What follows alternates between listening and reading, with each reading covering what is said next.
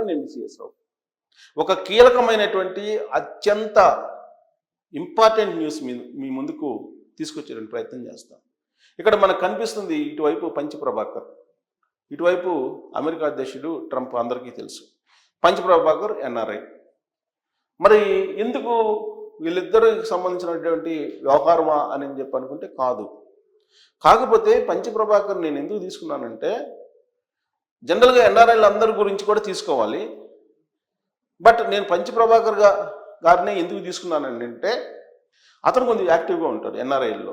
సరే, అతని అభిప్రాయాన్ని అతను వ్యక్తం చేస్తూ ఉంటారు. ఆయన తప్పు కానీ ఒప్పు కానీ ఆయనకు ఏదైతే అనిపిస్తుందో అది నమ్మి దాన్ని వ్యక్తం చేస్తూ ఉంటారు. తర్వాత కొన్ని సందర్భాల్లో రిగ్రెట్ అయినటువంటి వీడియోస్ కూడా నేను కొన్ని చూశాను.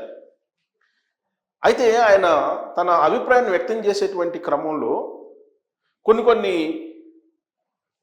అన్పార్లమెంటరీ వర్డ్స్ని, భూత పురాణాన్ని కూడా వినిపిస్తూ ఉంటారు. అందుకే ఆయన్ని నేను మీకు చూపిస్తున్నాను. అంతకు మించి నాకు ఎలాంటి ఉద్దేశం అతని మీద లేదు. ఎందుకు దీన్ని తీసుకొస్తున్నానంటే, ట్రంప్, అమెరికా అధ్యక్షుడు ట్రంప్ అనేకమైనటువంటి మార్పులు తీసుకొస్తున్నారు అమెరికాలో. అందులో భాగంగా ఎగ్జిక్యూటివ్ ఆర్డర్స్ ఇచ్చేస్తున్నారు, చాలా ఇచ్చేస్తున్నారు. ఇమిగ్రెంట్స్ ఇల్లీగల్ ఇమిగ్రెంట్స్ దగ్గర నుంచి ప్రారంభించి చివరికి గ్రీన్ కార్డు రద్దు వరకు ఆయన రకరకాలుగా సంచలనమైనటువంటి నిర్ణయాలు ప్రతిరోజు ఏదో ఒకటి తీసుకుంటూనే ఉన్నారు. అయితే ఇప్పుడు ఎన్ఆర్ఐలకు సంబంధించి అత్యంత ప్రమాదకరమైనటువంటి అంశం ఏంటంటే, తాజాగా ఇచ్చినటువంటి ఎగ్జిక్యూటివ్ ఆర్డర్. ఆయన్ని ఏమిచ్చారు అని అంటే, ఎన్ఆర్ఐలు ఎవరైతే ఉన్నారో వాళ్ళందరికీ సంబంధించినటువంటి సోషల్ మీడియా అకౌంట్లను చెక్ చేయమని చెప్పి ఒక ఆర్డర్స్ పాస్ చేశారని చెప్పి ఇప్పుడు తాజాగా వస్తున్నటువంటి న్యూస్. ప్రత్యేకించి అమెరికా అధ్యక్షుడు ట్రంప్ ఎందుకు అలా చేస్తున్నారు, అసలు అలా ఎందుకు చేయాల్సి వచ్చింది అని అంటే, అమెరికాకి వెళ్ళినప్పుడు ఆ దేశాన్ని గౌరవిస్తూ ఆ దేశ చట్టాలకు అనుగుణంగా ఉండాలి, జీవించాలి. కానీ ఈ మధ్యకాలంలో కొన్ని యూనివర్సిటీల్లో స్టూడెంట్స్ చదువుకోవడానికి వెళ్ళినటువంటి వాళ్ళు కూడా, ప్రత్యేకించి మన ఇండియా నుంచి వెళ్ళినటువంటి ఒక స్టూడెంట్ని మళ్ళీ వెనక్కి తిరిగి కూడా పంపించారు. కారణం ఏంటంటే, హమాస్ ఇజ్రాయెల్ యుద్ధం జరుగుతున్నటువంటి క్రమంలో ఇజ్రాయెల్కి సపోర్ట్ అమెరికా, బట్ హమాస్లో ఉండేటువంటి వాళ్ళని సపోర్ట్ చేస్తూ ఇస్లాం సమాజాన్ని పోస్టులు పెట్టారు. దాంతో అతని వీసాను రద్దు చేసి వెనక్కి పంపించడం జరిగింది తాజాగా. ఈ క్రమంలో అసలు ఎవరు అమెరికాకి వ్యతిరేకమైనటువంటి యాటిట్యూడ్ తోటి ఉన్నారు అమెరికాకి అనేది తెలుసుకునేటువంటి ప్రయత్నం ట్రంప్ చేస్తూ ఉన్నారు. ప్లస్ కొంతమంది అసాంఘిక శక్తులుగా కూడా మారి అక్కడ నేరాలకు పాల్పడుతూ ఉన్నారు. అందుకే వాళ్ళ సోషల్ మీడియా అకౌంట్స్ని కనుక చెక్ చేస్తే వాళ్ళ యాటిట్యూడ్స్ ఎలా ఉన్నాయో తెలుస్తుందనే ఉద్దేశంతో ఎన్ఆర్ఐలకు సంబంధించినటువంటి అన్ని అకౌంట్స్ని స్క్రూటినీ చేయమని చెప్పి ఒక ఆర్డర్ పాస్ చేశారు. బహుశా ఎన్ఆర్ఐలతో పాటు ఇతర దేశాల నుంచి వచ్చి అమెరికాలో స్థిరపడినటువంటి వాళ్ళ అకౌంట్స్ కూడా చెక్ చేయమని చెప్పి ఉంటారు కూడా. అక్కడ ఉన్నటువంటి FBI కానీ, లేదంటే హోమ్లాండ్ సెక్యూరిటీ వాళ్ళు కానీ, వీళ్ళందరూ కూడా, బహుశా హోమ్లాండ్ సెక్యూరిటీ సంబంధం లేకపోయినప్పుడు కూడా FBI మాత్రం ఖచ్చితంగా ఈ సోషల్ మీడియాకు సంబంధించినటువంటి అకౌంట్స్ని చెక్ చేసేటువంటి అవకాశం ఉంది. పైగా సలహాదారుగా అక్కడ ఎలన్ మాస్క్ ఉన్నారు. ఎలన్ మాస్క్ సోషల్ మీడియా కానీ, లేదంటే టెక్నాలజీ పరంగా కానీ హై ఎండ్లో థింక్ చేస్తూ ఉంటారు.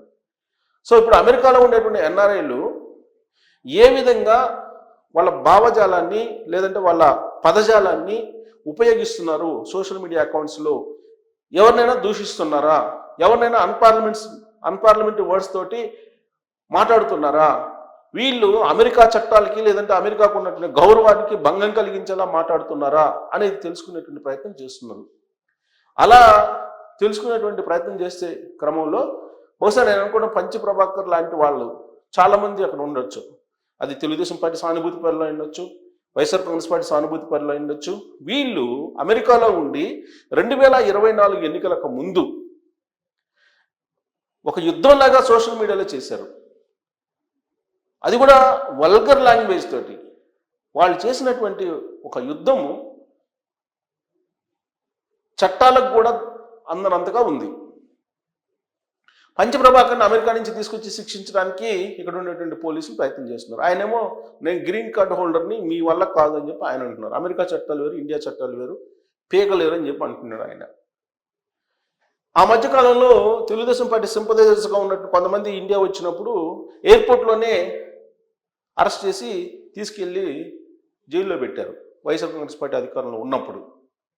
అంటే ఇక్కడ బోత్ సైడ్స్, అటు తెలుగుదేశం పార్టీ సింపథైజర్స్ కానీ లేదంటే ఇటు వైఎస్ఆర్ కాంగ్రెస్ పార్టీ సింపథైజర్స్ కానీ, వాళ్ళు ఎంతకంత చదువుకుని అమెరికాకి వెళ్ళి చాలా హుందాగా ఉంటారని చెప్పి అందరూ భావిస్తూ ఉంటారు. బట్ వాళ్ళు ఉపయోగించేటువంటి పదజాలం కానీ, వాళ్ళు ఉపయోగించేటువంటి పదాలు కానీ చాలా అభ్యంతరకరంగా ఉంటున్నాయి, ప్లస్ వల్గర్గా ఉంటున్నాయి. ఇది అమెరికాకి భంగం కలిగిస్తుంది అనేటువంటి అభిప్రాయం వచ్చి ఉండవచ్చు అమెరికా అధ్యక్షుడు ట్రంప్కి.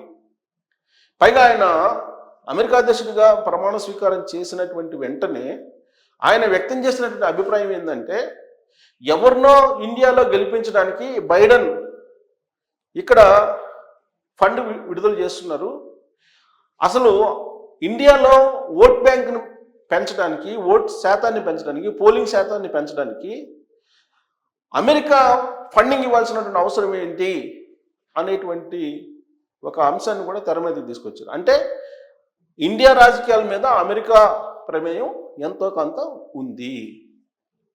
అలాగే అమెరికా రాజకీయాల విషయంలో ఇండియాకి సంబంధించిన ప్రభావం కూడా ఉంది. ఎందుకంటే హౌడీ మోడీ అంటూ అక్కడ ఒక పెద్ద ఎత్తున సభ పెట్టారు అప్పట్లో.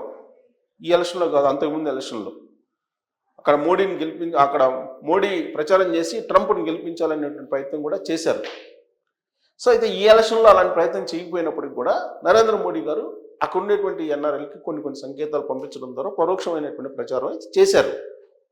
అంటే అక్కడేమో ట్రంప్ గెలవడానికి నరేంద్ర మోడీ గారు ప్రయత్నం చేశారు, ఇండియాలో ట్రంప్ని ఓడించడానికి బైడెన్ ట్రై చేశారు అని చెప్పి ఇండైరెక్ట్గా తాను సపోర్ట్ చేశారని చెప్పి ట్రంపే చెప్తూ ఉన్నారు. ఇలాంటి పరిస్థితుల్లో రాజకీయాలు ఆ దేశానికి, ఇండియాకి, రెండింటికి, అమెరికాకి భారతదేశానికి మధ్య రాజకీయపరమైనటువంటి అంశాలు ఖచ్చితంగా ముడిపడి ఉన్నాయి. ఇలాంటి పరిస్థితుల్లో అక్కడ కొంతమంది సోషల్ మీడియాని బేస్ చేసుకొని ఇక్కడున్నటువంటి రాజకీయ పార్టీలని, ఇక్కడున్నటువంటి రాజకీయ నాయకుల్ని వల్గర్గా మాట్లాడుతూ గందరగోళం సృష్టిస్తున్నటువంటి సిచ్యువేషన్లో ఆల్రెడీ ఇక్కడ కేసులు కొన్ని అయి ఉన్నాయి. విదేశాంగ శాఖకు కూడా చెప్పున్నారు. బహుశా వాటిని పరిశీలించిన తర్వాత ట్రంప్ ఈ నిర్ణయం తీసుకున్నారా, లేదంటే అమెరికా గౌరవాన్ని పెంచేలాగా, ఆ అమెరికాలో ఉండేటువంటి పౌరుల యొక్క ప్రతిష్టను పెంచేలాగా ఉండాలి అనేటువంటి ఉద్దేశంతో ఎగ్జిక్యూటివ్ ఆర్డర్ ఇచ్చారేమో తెలియదు. కానీ వల్గర్ లాంగ్వేజ్ని మాట్లాడుతూ అమెరికాకి భంగం కలిగించేలాగా ఎవరు సోషల్ మీడియాను ఉపయోగించినా వాళ్ళ అకౌంట్స్ సీజ్ చేయడంతో పాటు వాళ్ళ వీసాను రద్దు చేసేదానికి కూడా ట్రంప్ సిద్ధపడ్డారని చెప్పి తెలుస్తోంది. సో అదే జరిగితే కొన్ని వేల మంది ఎన్ఆర్ఐలు వాళ్ళ వీసాలని కోల్పోయేటువంటి ప్రమాదం పొంచి ఉంది. మరి ట్రంప్ నెక్స్ట్ స్టెప్ ఏం వేస్తాడు అనే దాని మీద వీళ్ళ యొక్క భవిష్యత్తు ఆధారపడి ఉంది. పంచప్రభాకర్ లాంటి వాళ్ళ భవిష్యత్తు, వల్గర్ లాంగ్వేజ్ మాట్లాడటం, లేదంటే వ్యక్తిత్వ హననం చేయటం, అమెరికాలో ఉంటూ అమెరికా పౌరులుగా ఉంటూ ఇక్కడ దూషించడం, అమెరికా పౌరులు అనగానే వాళ్ళు మాట్లాడే వాళ్ళు వాడేటువంటి భాష మీద ఆ దేశం యొక్క పరువు ప్రతిష్టలు ఆధారపడి ఉంటాయి. అందుకే ట్రంప్ తీసుకున్నటువంటి నిర్ణయం రాబోయేటువంటి రోజుల్లో ఎంతమంది వీసాలని రద్దు చేసేటువంటి అవకాశం ఉందో అందరూ వెయిట్ చేస్తూ ఉన్నారు.